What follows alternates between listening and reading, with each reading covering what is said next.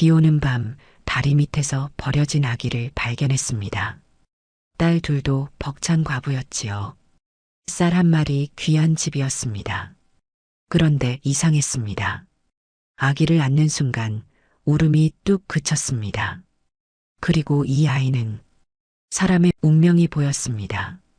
어미, 저 사람 오늘 죽어요.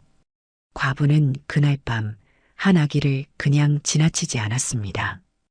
그 선택이 모든 것을 바꿔놓았지요. 그 이야기 지금부터 들려드리겠습니다. 안녕하세요. 사랑방 야담에 오신 여러분 반갑습니다. 항상 건강하세요. 영상 전 구독, 좋아요 눌러주시고 오늘 야담 시작하겠습니다. 새벽 4시면 어김없이 부엌에 불이 들어왔습니다. 25과부는 잠든 딸들을 깨우지 않으려 발소리를 죽이며 아궁이에 불을 지폈지요. 장작이 타들어가는 소리만이 고요한 새벽을 깨웠습니다. 남편을 잃은 지 3년째였습니다. 처음엔 눈물로 밤을 지새우던 과부였지만 이제는 눈물 대신 떡시루를 들었지요. 살아야 했으니까요. 8살 큰딸과 6살 작은딸을 먹여 살려야 했으니까요. 큰딸은 어미보다 먼저 일어나 물동이를 이고 우물로 향했습니다. 작은 어깨가 휘어질 만큼 무거운 물동이였지만 아이는 이를 악물고 걸었지요. 한 걸음 한 걸음이 비틀거렸지만 넘어지지 않았습니다. 이 집의 큰딸이었으니까요. 언니, 물 조금만 떠와. 너무 무거워 보여. 우물가 안하기 걱정스레 말했습니다. 하지만 큰딸은 고개를 저었지요. 괜찮아요. 이만큼은 제가 해야죠. 6살 작은딸은 눈을 비비며 일어나 떡판을 닦기 시작했습니다. 작은 손으로 정성껏 닦아내는 모습이 기특했지요. 언니가 더해. 작은딸이 투덜댔습니다. 아니야, 내 차례야. 큰딸이 맞받아쳤지요. 과부는 그 소리를 들으며 쌀을 일구었습니다. 딸들이 싸우는 소리조차 귀했던 겁니다. 살아있다는 증거였으니까요. 이렇게 투닥거리며 하루를 시작할 수 있다는 게 얼마나 고마운지 몰랐습니다. 떡시루에서 하얀 김이 피어올랐습니다. 쌀 한 마리면 떡 5판을 찔 수 있었지요. 한 판에 단양씩 받으면 25냥이었습니다. 쌀값 빼고 나면 10냥 남짓. 그걸로 한 달을 살아야 했습니다. 어미, 오늘은 떡 몇 판 찔 거예요? 큰딸이 물동이를 내려놓으며 물었습니다. 과부가 대답했지요. 5판은 찧어야지. 장터에 사람이 많을 테니까. 그럼 나도 시루 나를 수 있어요. 작은딸이 끼어들었습니다. 과부는 쓸쓸히 웃었지요. 6살 아이가 시루를 나른다는 게 가슴 아팠지만 거절할 수 없었습니다. 이 집은 모두가 일손이 되어야 했으니까요. 가난했지만 이 집엔 웃음이 있었습니다. 장터 사람들은 수군댔지요. 저 집이 언제까지 버티려나. 과부 혼자 딸 둘 키우기가 어디 쉬운가. 하지만 과부는 아랑곳하지 않았습니다. 하루하루가 전쟁이었지만 포기한 적은 없었지요. 이 집에 아이가 하나 더 늘어날 줄은 그날 밤까지 아무도 몰랐습니다.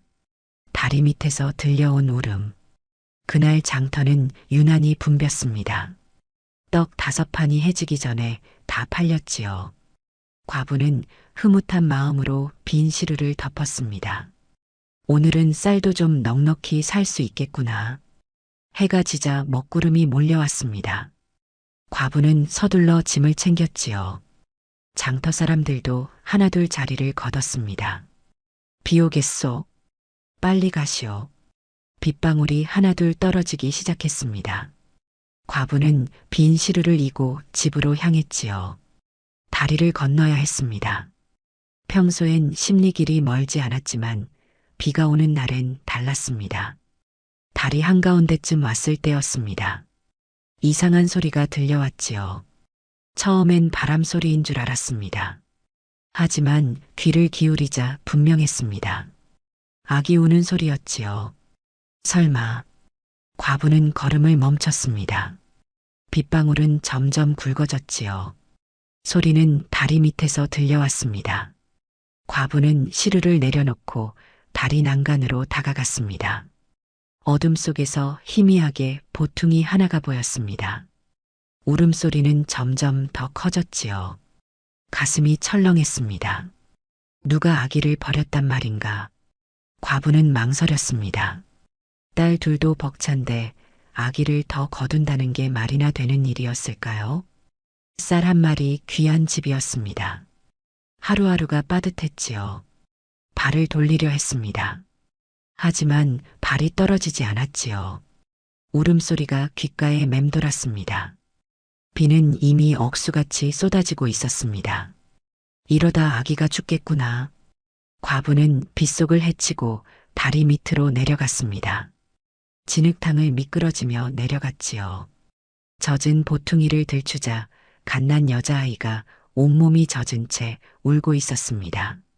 아이고, 이 작은 것이. 과부는 서둘러 아기를 안았습니다.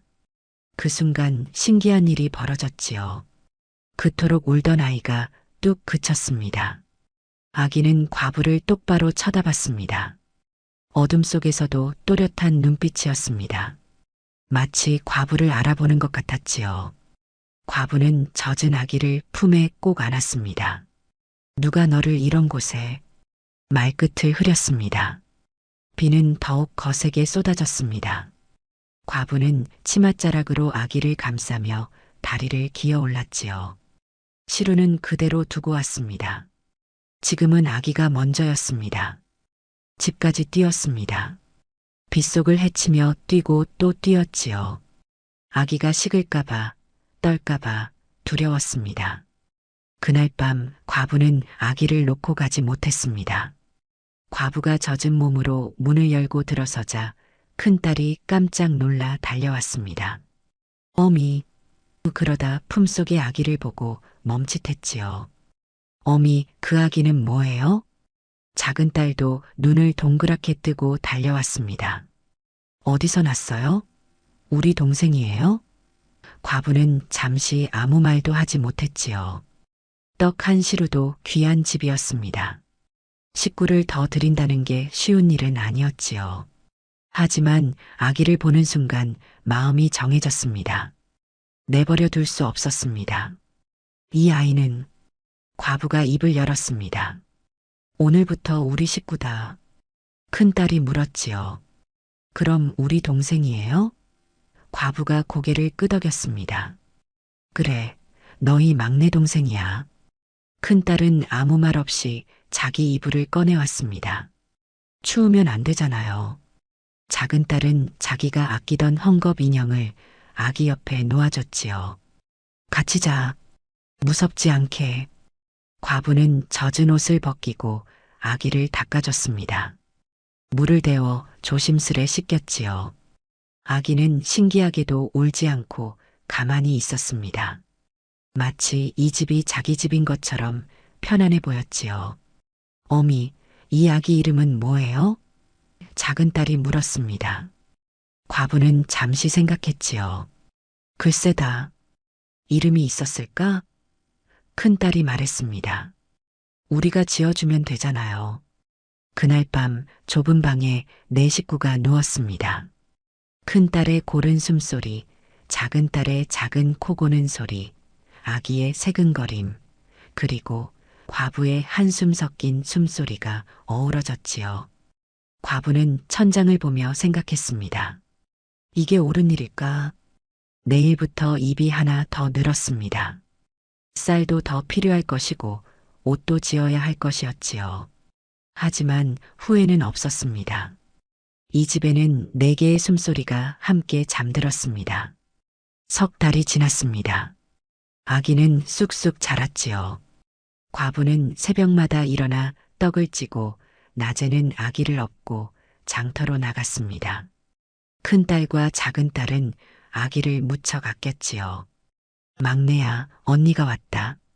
작은딸이 학당에서 돌아오면 제일 먼저 아기를 찾았습니다. 큰딸은 장터에서 돌아오면 아기를 안고 재웠지요. 자장자장 우리 막내.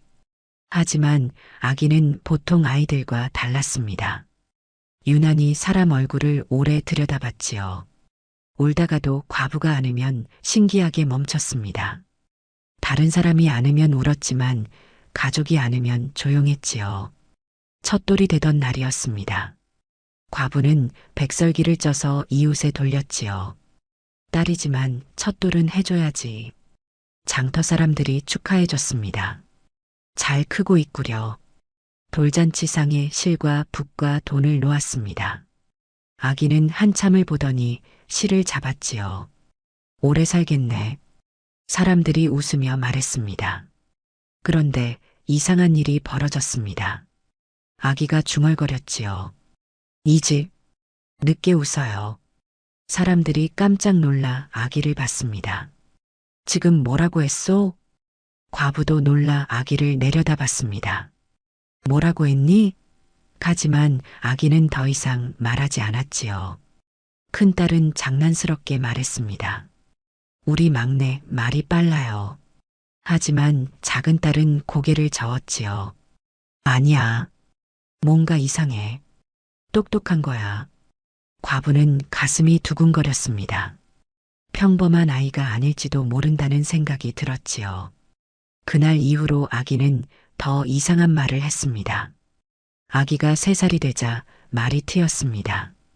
그런데 보통 아이들과 달랐지요. 배고파 엄마 같은 말 대신 이상한 말을 했습니다. 장터에 손님이 오면 아기가 말했지요. 이 사람 착해요. 과부는 웃으며 넘겼습니다. 그래, 착하신 분이지. 하지만 신기한 일이 벌어졌습니다. 그 사람은 정말 착했지요. 외상을 주면 꼬박꼬박 갚았습니다. 빚 독촉하러 온 사람이 왔을 때였습니다. 아기가 말했지요. 곧 돈 생겨요. 그 사람은 황당해했습니다. 이대가기가 무슨 말을. 하지만 보름 뒤 그 사람은 장사가 잘 돼서 빚을 다 갚았습니다. 처음엔 아무도 신경 쓰지 않았습니다. 우연이라고 생각했지요. 하지만 아기의 말이 하나같이 맞아떨어지기 시작했습니다. 저 사람은 오늘 안 사요. 아기가 가리킨 사람은 정말 떡을 사지 않고 돌아갔지요. 저 할머니는 아들 소식 들어요. 며칠 뒤 그 할머니는 객지에서 아들이 돌아왔다며 떡을 사러 왔습니다. 장터에 소문이 돌기 시작했습니다. 떡집 막내가 신통하다더라. 사람 오늘 본다더라. 과부는 걱정이 앞섰지요. 이 아이가 보통 아이가 아니구나. 한 노인이 찾아왔습니다. 과부님, 그 아이 범상치 않소. 사주 보는 눈이 있는 듯하오. 과부는 고개를 저었습니다. 그럴 리가요. 아직 3살인데요. 아니요. 내가 평생 사람을 봤지만 저런 아이는 처음이요. 타고났소. 노인의 말에 과부는 두려워졌습니다. 재능은 때로 복이 아니라 짐이 될 수 있다는 걸 알았기 때문이었지요. 아이가 5살이 되자 더 정확한 말을 하기 시작했습니다. 이제는 단순히 착하다 좋다가 아니었지요. 구체적으로 말했습니다. 장터에서 떡을 팔 때였습니다. 한 안악이 다가와 떡을 고르고 있었지요. 한참을 고르다가 난처한 표정을 지었습니다. 돈이 모자란 것 같았습니다. 막내가 조용히 과부의 치맛자락을 잡아당겼습니다. 어미, 이분은 외상 줘도 돼요. 과부는 놀라 아이를 봤지요. 막내가 다시 말했습니다. 꼭 갚으러 와요. 열흘 뒤에. 안악은 눈물을 글썽였습니다. 사실 오늘 돈이 모자라서요. 그런데 어찌 아셨어요? 과부는 떡을 내주며 말했지요. 괜찮습니다. 나중에 주세요. 열흘 뒤 그 안악은 정말로 돈을 들고 왔습니다. 약속 지키러 왔습니다. 그 아이 말이 맞았어요. 과부는 신기했지요. 어떻게 알았을까요? 또 다른 날에는 큰 상인이 왔습니다. 옷차림이 화려했지요. 많이 살 것 같았습니다. 하지만 막내가 고개를 저었습니다. 이분은 오늘 안 사요. 마음이 없어요. 과부가 당황해하는데 정말 그 사람은 떡을 이것저것 만지다가 사지 않고 돌아갔지요. 과부는 아이를 보며 물었습니다. 넌 어떻게 아니? 막내가 대답했습니다. 사람 얼굴에 다 써 있어요. 살 사람, 안 살 사람. 과부는 소름이 돋았습니다. 5살 아이의 말이 아니었지요. 장터 노인이 다시 찾아왔습니다. 내 말이 맞았소. 저 아이 타고난 거요. 사주 보는 눈이 확실하오. 과부는 떨리는 목소리로 물었습니다. 그럼 어쩌란 말입니까? 잘 키우시오. 저런 재능은 하늘이 준 것이니. 노인이 돌아가고 과부는 막내를 안았습니다. 남들과 다른 재능을 가진 아이를 키운다는 게 어떤 의미인지 알았기 때문이었지요. 소문은 빠르게 퍼졌습니다. 떡집 막내가 신통하다는 이야기가 장터를 넘어 마을 전체로 퍼졌지요. 하지만 좋은 소문만 있는 건 아니었습니다. 떡집 과부, 딸 셋이나 키운다더라. 그것도 하나는 주워온 애래. 장터 안악들이 수군거렸습니다. 과부가 지나가면 수군거림이 멈췄지요. 들으라는 듯이 말하는 것 같았습니다.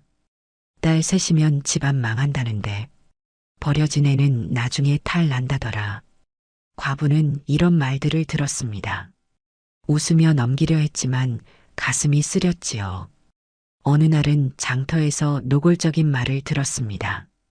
과부 주제에 주워온 애까지 키워 제 자식도 못 키우면서. 과부는 그냥 지나쳤습니다. 대꾸하면 더 떠들 테니까요. 하지만 집에 돌아오면 눈물이 났습니다. 밤마다 과부는 혼자 울었지요. 내가 이 아이들한테 뭘 해줄 수 있을까? 세 딸을 먹이고 입히는 것만으로도 벅찼습니다. 큰딸은 말없이 어미 등을 두드려줬습니다.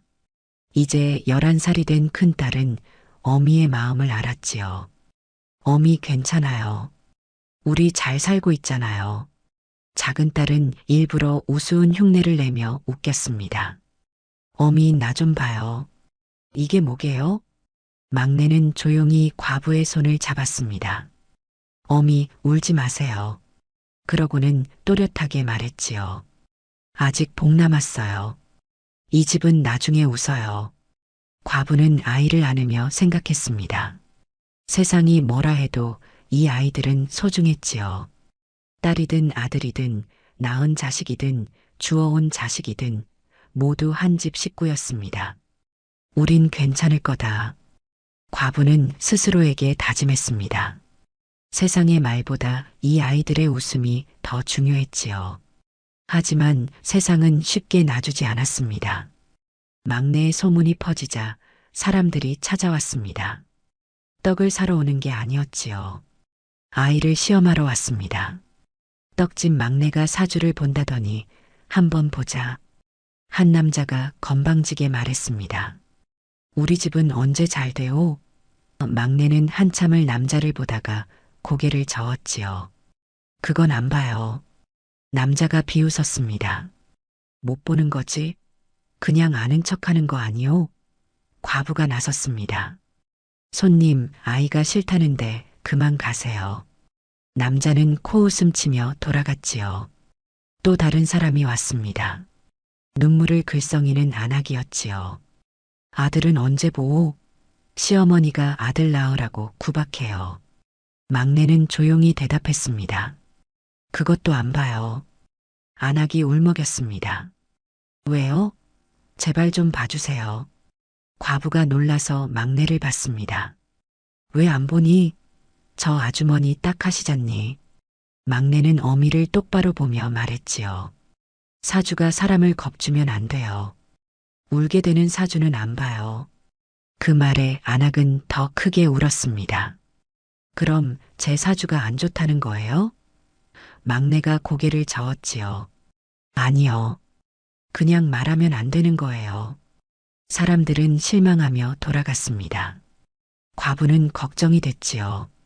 돈 벌 수 있는데 왜 안 하니? 하지만 막내는 단호했습니다. 희망 없는 말은 하고 싶지 않아요. 장터에서 사람들이 말했습니다. 떡집 막내 별거 아니던데 뭘 봐준다고 난리야. 그냥 재주 좀 피우는 거지. 과부는 그런 말들을 들으며 가슴이 아팠습니다. 하지만 막내는 흔들리지 않았습니다. 자기가 볼 수 있는 것과 말해야 하는 것을 구분했지요. 그날부터 막내는 돈이 되는 사주를 스스로 끊었습니다. 이상한 일이 벌어졌습니다. 사주를 안 본다는 소문이 퍼지자 오히려 사람들이 더 많이 찾아왔지요. 하지만 이번엔 다른 이유였습니다. 저 집 아이는 겉만 보고 사람을 겁주지 않는다더라. 희망 없는 말은 절대 안 한다더라. 사람들은 떡을 사러 오다가 마음까지 놓고 갔습니다. 큰딸은 이제 14살이 되어 떡을 정성껏 싸주며 말했습니다. 조심히 가세요. 떡 식으면 다시 데워 드세요.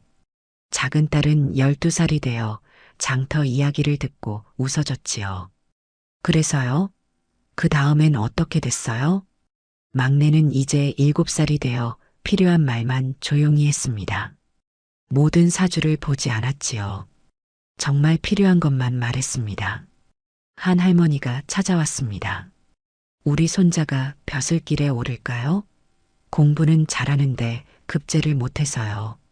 막내가 할머니를 한참 보다가 대답했지요. 지금은 힘들어도 이 집은 다시 웃어요. 손자분이 효자예요. 할머니는 눈물을 닦으며 돌아갔습니다. 고맙구나. 내 말을 믿을게. 한 달 뒤 그 할머니가 떡을 들고 왔지요. 손자가 급제했다. 내 말대로 됐어. 한 총각이 왔습니다. 장사가 잘 될까요? 미천을 다 털어서 시작하는 건데. 막내가 말했습니다. 사람한테 정직하면 복이 와요. 속이지 마세요. 총각은 고개를 숙였습니다. 사실 원가를 속일까 했는데 안 되겠네. 고맙다 아기야. 몇 달 뒤 그 총각은 장사가 대박이 났다며 떡을 사러 왔지요. 떡집은 어느새 사주집도 상담집도 아닌 사람들이 쉬어가는 곳이 됐습니다. 사람들은 떡을 사고 막내와 이야기를 나누고 마음이 편해져서 돌아갔지요. 과부는 신기했습니다. 돈을 받지 않는데 오히려 떡은 더 많이 팔렸지요. 이 아이가 우리 집 복이구나. 과부는 막내를 보며 생각했습니다. 그날 밤 다리 밑에서 이 아이를 안아준 게 천만다행이었습니다. 막내가 10살이 되던 해였습니다. 장터에 새로운 사주쟁이가 나타났지요. 눈빛이 날카로운 중년 남자였습니다. 떡집 막내가 사주를 본다고?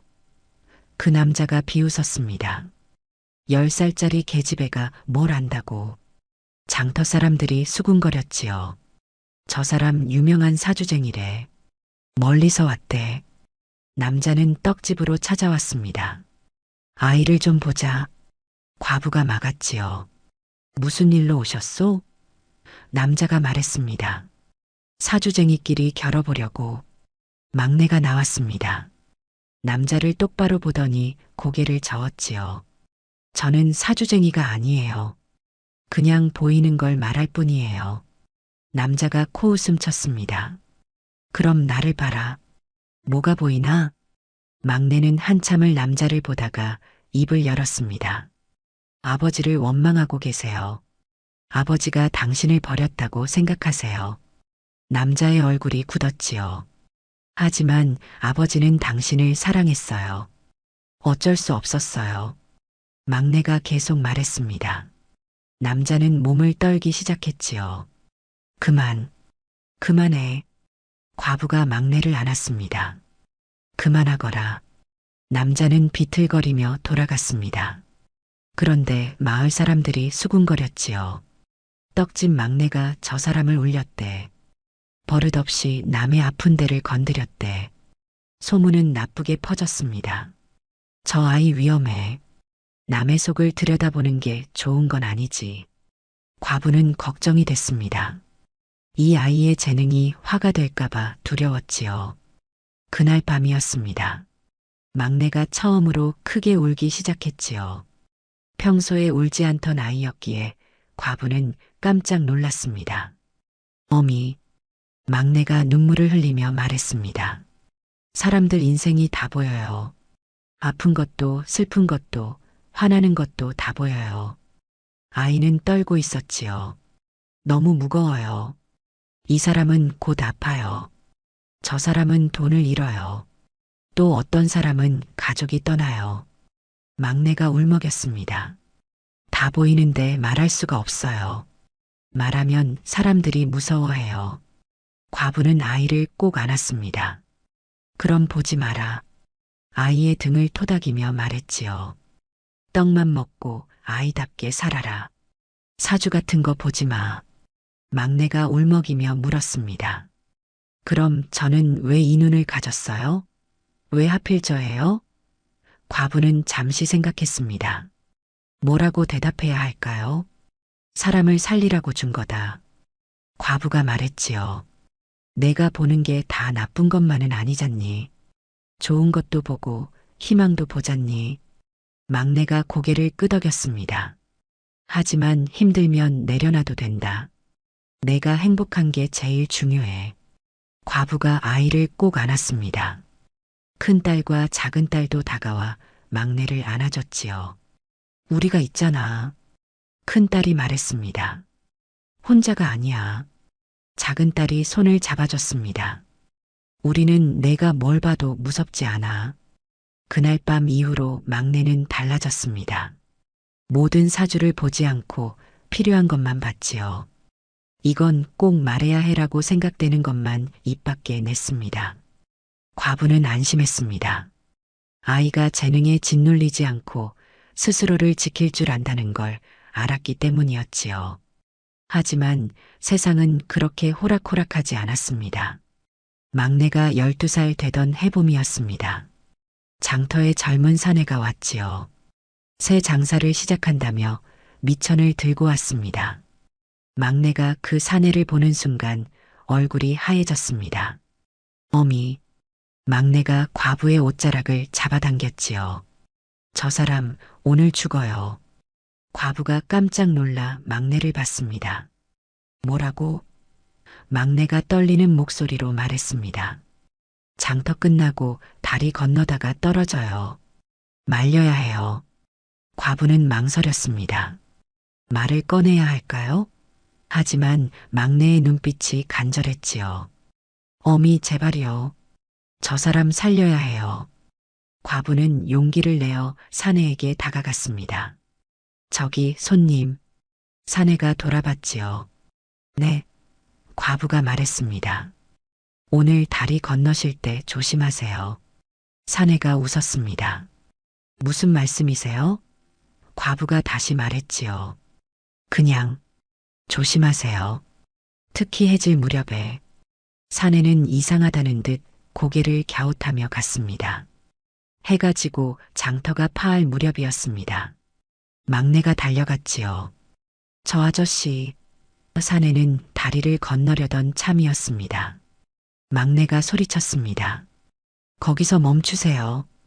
그 순간 다리 난간이 무너졌습니다. 사내가 서 있던 곳 바로 앞이었지요. 조금만 더 갔다면 떨어졌을 것입니다. 사내는 넋이 나간 채 서 있었습니다. 어떻게 알았소? 사내가 떨리는 목소리로 물었습니다. 막내는 대답하지 않았지요. 그저 다행이라는 표정을 지었습니다. 소문이 퍼졌습니다. 떡집 막내가 사람을 살렸다. 다리가 무너질 걸 미리 알았다. 이번엔 좋은 소문이었지요.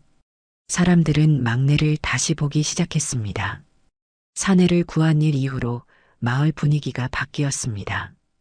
사람들은 막내를 경계하던 눈빛에서 존경하는 눈빛으로 바라봤지요. 저 아이가 보통이 아니야. 하늘이 준 재능이 확실해.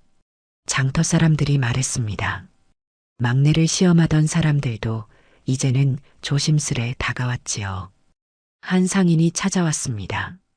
아이야, 나 좀 봐주겠니? 막내가 물었습니다. 무엇을 보면 되나요? 상인이 대답했지요. 새 장사를 시작하려는데 될까? 막내는 한참을 상인을 보다가 말했습니다. 이번 장사는 안 되세요. 하지만 다음 것은 대박이에요. 상인이 놀라 물었지요. 어떻게 하니? 지금은 때가 아니에요. 석 달 뒤에 시작하세요. 막내가 말했습니다. 상인은 반신반의하며 돌아갔지요. 하지만 석 달 뒤 정말 그가 시작한 장사는 대성공이었습니다. 사람들은 떡집 앞에 줄을 섰습니다. 하지만 막내는 여전히 모든 것을 보지 않았지요. 이건 말하면 안 돼요라는 것은 절대 말하지 않았습니다. 이 집 장사 잘 될까요? 아들이 효도할까요? 병이 나을까요? 사람들이 물었습니다. 막내는 희망을 줄 수 있는 것만 말했지요. 과부는 놀라웠습니다. 떡은 날마다 동났고 집안은 넉넉해졌지요. 큰딸은 이제 시집갈 나이가 됐고 작은 딸도 훌쩍 컸습니다. 우리가 이렇게 잘 살 줄 몰랐네. 과부가 마루에 앉아 말했습니다. 큰딸이 웃으며 대답했지요. 막내 덕분이에요. 하지만 막내는 고개를 저었습니다. 어미 덕분이에요. 저를 안아준 거요. 그날 밤 다리 밑에서 아기를 그냥 지나쳤다면 어떻게 됐을까요? 이 집은 여전히 가난했을 것입니다. 하지만 과부는 그냥 지나치지 않았지요. 세월이 더 흘렀습니다. 큰딸은 장터의 총각과 혼인해서 떡집을 이어받았지요. 작은 딸은 마을 서당의 훈장과 혼인했습니다. 둘 다 좋은 짝을 만났습니다. 막내는 혼인하지 않았습니다. 저는 이 집을 지킬래요.